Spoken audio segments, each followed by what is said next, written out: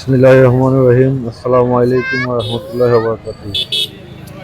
দেশ প্রবাসে যে যেখান থেকে ভিডিওটি দেখছেন সবার জন্য দোয়া রইল, সবার প্রতি ভালোবাসা রইল।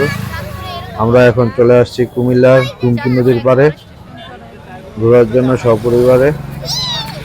আর বিকালে গুমতি নদীর পাড়ে ঘোরার অন্যরকম একটা পরিবেশ সৃষ্টি হয়। এখানে ছোট ছোট চায়ের দোকান, টঙের দোকান আছে। আপনারা চাইলে এখানে চা ট্রাই করতে পারেন। ওটা ভালো বলতে গেলে ওটা প্রেফার করা যাবে না, তবে ভালো, খারাপ না, চাইলেই ট্রাই করতে পারেন।